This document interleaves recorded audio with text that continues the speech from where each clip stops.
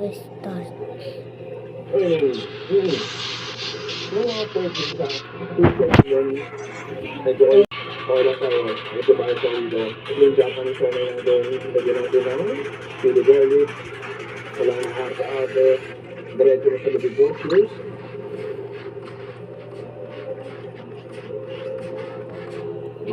Alam mo, sabi ko mo, kailangan ko tuloy pa ka. Anyway, it's a good start, tanghali ngayon. Hindi mamaya, pagpatak ng alas 4, alas 5, bubukas na yung parang sikat at trending na night market. Kaya natin tikman at kailangan natin puntahan.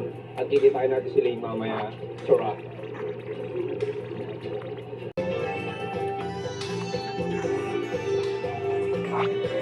Boom! Pass. Okay, kanina nagkakaroon tayo. Pumunta tayo sa present time. Hapon na ulit. So, magpa-5 o'clock na pare. Madami yung tao. Okay lang dahil maraming bagong kainan dito. Hindi sila tikman. At sumaya sila.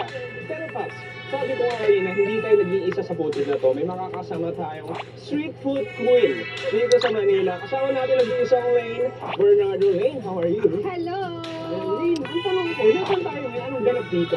Mission Eye. Okay. Ito yung tinatawag nila ngayong Ugbo 2.0 na sumisikat ngayon dito sa may labas ng Uste. Kasi nga daw ito project to ni Yorme Okay. na talagang ngayon hindi natatanggal. Wala nang tanggalan to. Ang tanong ko, dito may observation na, parang siya mas malaki, ugbo ito. Ito, no? Mas Malaki mahaba talaga din, siya. no? Mga 4 na block. Siya na isang buo talaga. Roughly, alam mo, estimate ang stories, maybe? Madami.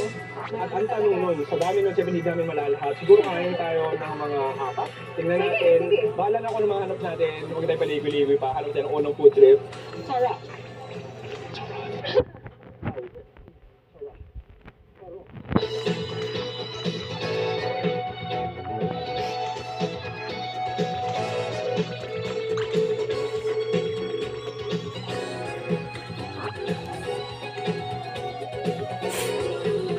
Okay, pare, unang food spot natin. Para tayo dinala sa Bangkok, Thailand. Meron tayo ditong Pad Krapao dito sa Tiger. So, Paps, ang pagkakaiba dito, 149 pesos lang. Ang pagkakaiba dito, Paps, meron silang level of spiciness ng krapao nila. Isipin mo, parang ito yung restaurant yung Mark Queens, yung trademark sa Thailand. Joyo, play it back. No, here, it's just a small one. Huh? Just a small one. You feel me? Yeah, sure. For the views. Cheers!